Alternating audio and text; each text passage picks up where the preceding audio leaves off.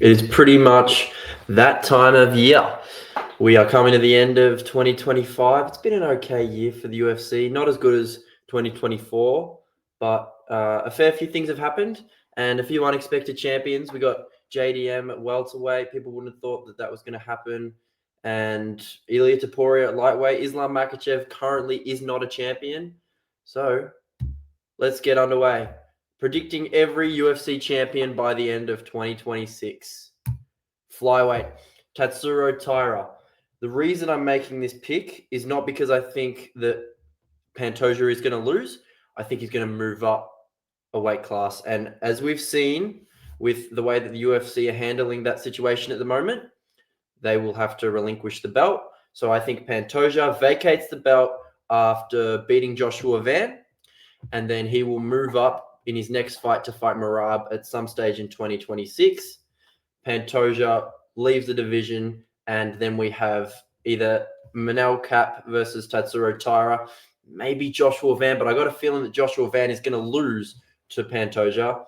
So my prediction is that Tatsuro Taira beats Brandon Moreno later this year, and then he will fight Manel Cap for the belt at some stage once Pantoja relinquishes it.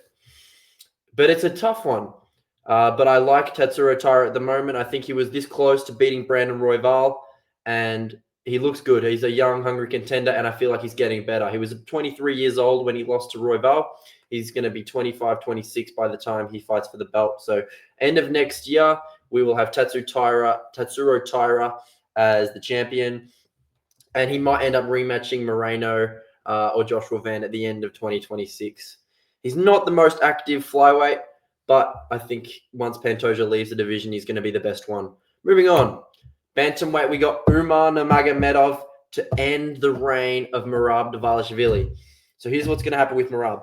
Merab is going to beat Petr Yan in December. Then he's going to take on Pantoja. I think he's actually going to beat Pantoja as well. But he's just been fighting too much. And the 35 curse is coming up on him. He's 34 years old right now. He will be 35 next year. 35 curse at bantamweight is going to be too much for him. Umar is the young guy who wasn't the closest fight when they fought. It was close until the fourth round, but he's going to improve. And the Nurmagomedov name is rarely in the losing column. So I predict that Umar will win the belt off Merab after beating Song Yadong early in the year. Looking at the matchups at the moment, it feels like maybe it'll be O'Malley or Yadong or O'Malley and Sandhagen. I think the UFC want to make O'Malley versus Sandhagen on the White House card, so that leaves Song Yadong to fight Umar. He still needs another win after beating Batista in his last fight, but he will win his next fight, likely against Song Yadong, and then at the end of the year, he will beat Merab for the belt. Moving on, Diego Lopez at featherweight. This is a tough one because you have Evloev still holding that number one ranking, but nobody cares about that guy. I couldn't care less about Movsar Evloev. If they cut Movsar Evloev today, I wouldn't even realize. I would not know because he hasn't fought since the Sterling fight. Sterling's fought since then. Diego Lopez has fought for the belt and done all these great things since their fight. I don't give a shit about Movsar Evloev right now. Happy for the whole division to pass him by. So I think that Lopez will fight Lerone Murphy in a number one contender fight. The winner of that will fight Volk, and Volk is now too old, too frail, and I think he probably loses to Diego Lopez next time they fight, which will be at some stage next year. And then maybe Evloev will come around for a title shot against Lopez. But if Movsar Evloev is a champion at featherweight, I will never watch in the featherweight division again because he's a spud. Moving on, Ilia Topuria will stay the champion at lightweight because I don't think that he will be able to move up to welterweight because Jack Della Maddalena is going to beat Islam and there will be no point. The tough thing to predict here is whether or not Islam comes back down after losing to JDM. So in the meantime, Ilia will fight Paddy Pimblett. I'm not sure if that'll be the White House or not, but nobody wants to see Justin Gaethje in another title shot. He's whinging, he's bitching and moaning. He lost to Max Holloway, thinks he can come back and get a title shot after beating the 10th ranked Fiziev. No one wants to see that. So Paddy Pimblett, although he's not deserving either, he's exciting. It's going to be a huge build up to the fight. And who cares if he needs another win, really? There's no other guys. Arman Sarukian's going to fight Dan Hooker. Maybe they'll give it to Arman. That's why they're waiting so long to announce the fight. But I would honestly rather see Paddy Pimblett because I think it's a more exciting fight. I don't see Arman Sarukian being competitive with Ilia Topuria at all. So if Islam comes back down, I think he beats Islam as well. So spoiler alert, Islam Makhachev will not be a champion at the end of 26, and I think he's actually going to retire. Maybe not after losing to JDM, but what's left for him after losing to JDM? Unless it's a close split decision, if my predictions are correct, I think that Islam Makhachev is going to either have to stay at welterweight or come back down where there is still a super fight there for him in Ilia Topuria. It's not going to be as hyped, which is a shame, because if he hadn't have fought JDM, he would have had this huge, bigger than McGregor and Khabib level fight with Topuria at lightweight. Unfortunately, the cookie crumbles in Islam's favor to move up to welterweight, and we're having to see him get knocked out by JDM. But Ilia Topuria is never going to lose another fight. No, well, he's never going to lose a fight, period. So if he stays at lightweight, he will stay the champion there. If he moves up to welterweight, which I don't think he will, I think he probably becomes a champion there. It's a big call, but he's the best fighter in the world at the moment. Moving on. JDM will remain the champ, and I think he fights 3 times from right now, the time that we film this video, and the end of 2026, and that'll be Islam, Ian Gary, and Sean Brady. The order of Ian Gary and Sean Brady is a little bit hard to decide because they're both fighting soon, and they're both going to be highly ranked after their fights. My gut is saying that if Ian Gary beats the number 1 ranked Bilal Muhammad, that gets him into a title fight rather than Sean Brady getting a title fight off of beating Morales. The thing is, Sean Brady is on a better win streak, but Ian Gary's the bigger name, and Bilal Muhammad is a bigger name than Morales. So that's probably where they're going to go after he beats Islam. I've already made my prediction about the Islam fight. I think JDM knocks him out in the 3rd round. And he's going to stay active because he hasn't spent a whole lot of time in the cage. And I think a lot of that is attributed to his arm breaking. And then he's waited about 6 months to fight Islam. So he's going to want to get active. I know he's an active guy. So JDM loves to fight, and he's the best welterweight in the world at the moment. I don't think he loses to anyone at welterweight. So it's a big call, but he wins 3 fights in the next year. And he'll be moving right up there in the pound-for-pound list soon enough. Moving on, Khamzat Chimaev. I don't care what it says on the predicted fights here because no one's beating this guy. No one's beating Khamzat Chimaev. I like the Anthony Hernandez fight. I think that's the most competitive one you can make. I don't want to see anything else. I know that Imavov is probably lined up to have the next title shot. Khamzat Chimaev ragdolls him in whatever way he wants. Maybe doesn't get a finish, but it will be disgusting. It will be disgusting. Okay. Imavov is a good fighter, but he's nowhere near the level of grappling of Khamzat Chimaev. So although Khamzat doesn't fight very often, and the issue is that we might only see him once next year, likely on that October card that they usually put in Saudi Arabia. But that's just the unfortunate way that Khamzat's career has gone. Although we know how great he is, he just doesn't fight enough for us to see him. So I cannot say that Khamzat's going to fight more than once next year. If he is, I predict it'll be against Imavov and Anthony Hernandez, and he'll win both of those. Everyone's high on Anthony Hernandez at the moment. Yes, he's improved, but this guy lost to Kevin Holland back in the day. You know what I'm saying? So yes, he's good at the moment, but Roman Dolidze is not a good opponent. He looks great. 29-28 against Brendan Allen. You know what I mean? I know Brendan Allen's ranked highly at the moment after that win over RDR, but Khamzat Chimaev is a different level of fighter, and if he wanted to move up to light heavyweight, he could do that. That's something that the UFC will consider, but it's not going to happen next year. I think that's more of a 2027 move for Khamzat. So Khamzat Chimaev, the middleweight champion next year, no doubt in my mind.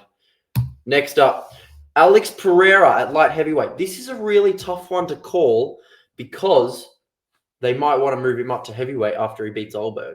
There's no doubt that he's going to beat Olberg. If they make that fight, he's going to beat Olberg. But will they make him vacate the belt in his move to heavyweight? My theory is that Pereira is so valuable to the light heavyweight division that even though the theme is that they're making these champions vacate the belt to move up, they're going to let him keep his belt if he does want to go up to heavyweight. He might never come back down though, because he's going to have to put on so much size and bulk to get to heavyweight. He's already a huge light heavyweight. He struggles with the weight cut down to 205. So if he does want to move up, he may never come back down. It doesn't mean that he's going to have to vacate the belt right away. So at this current stage, it would be really bold for me to predict someone else as the light heavyweight champion. You could say a Yuri Prohaska, but the only scenario I see Yuri being the champ is if Pereira has to vacate the belt. And I think that's less likely. So Alex Pereira will stay champion and maybe even retire. But for now, I think that we can settle in knowing that Poatan is going to hang around, which is a good thing. And last but not least, heavyweight. This was a really tough one because Tom Aspinall looked lackluster in his last performance against Cyril Gane. We know how good of a fighter he is. He looked out of sorts. He looked like he wasn't taking Gane as seriously as what he should have. And then when push comes to shove, he got poked in the eye. It's a legit eye poke. People who are saying he quit on himself, I think it's a little bit ridiculous. There are guys that would have continued. Justin Gaethje would have kept fighting. I think that Islam would have probably kept fighting. JDM would have kept fighting.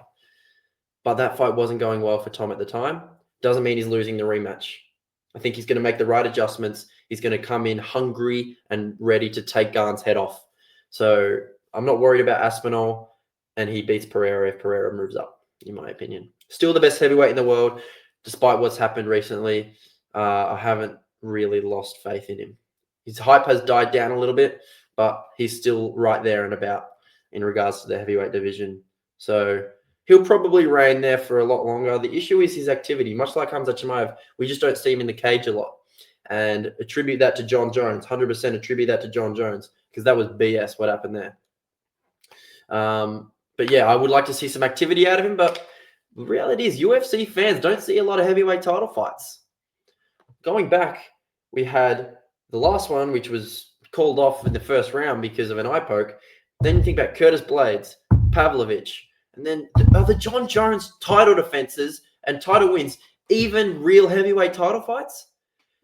Cyril Gane, okay, those were the two guys at the time. Stipe, that's an exhibition fight. No one wanted to see that. So I don't count that. We don't see enough heavyweight title fights in the UFC. So I'm really hoping to see some activity out of Tom Aspinall next year.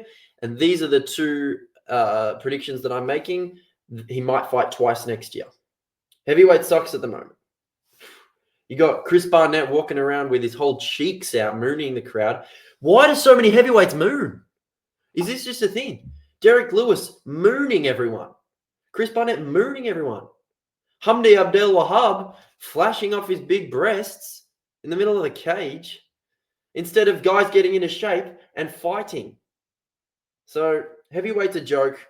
Tai Tuivasa is about 600 kilos at the moment, and I'm sick of it.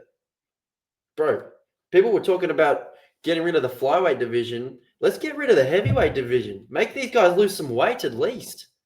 Put the limit down, 255, because this is BS. Heavyweight sucks, and there's nothing going on, and it couldn't have been a worse result for Gane and Aspinall to end in a no contest. We know Gane sucks. We know he sucks. He has no heart. So there's question marks on Aspinall at the moment, and I'm going to give him the benefit of the doubt thinking that he will stay the champion next year. I'm frustrated with the heavyweight division, though. And what can I do about it? Yeah, I'm not a matchmaker. I'm not these guys' dietitians. Maybe, Chris Barnett should hire me to come in and do some cardio with him because that guy can't fight if he's looking like that. Those cheeks were round. Ever sought after. So that's my take on heavyweight at the moment. Tom Aspinall will remain the champion, and it is the most disappointing division at the moment. So let me know what you think. I've made some pretty confident picks here, but also like the Tatsuro Taira pick might be a bit outlandish. Umar, I think, is a good pick because Merab's getting older and he's just been so active. We saw what happened with Pereira when he fought 4 times in the year and then ended up losing to Magomed. Diego Lopez seems like the guy to me. He seems like the guy to me. And then all this stuff I'm pretty confident about. But yeah, it's a weird spot for the heavyweight division at the moment. Even light heavyweight, struggling. Look down after Pereira. What is there to be excited about aside from Yuri Prohaska? I'm not excited about a Jamal Hill fight. And Khalil Roundtree's lost a lot of aura after that Yuri fight. Middleweight, the same thing. No one's going to beat Hamza. This welterweight is looking really good at the moment. I'm happy about welterweight. Anyone can win at any time, but JDM is the guy for me at the moment. So let me know what you think. 2026, a big year for the UFC. I'm really excited about it. And tell me if you think I'm wrong, but I never am. See you later.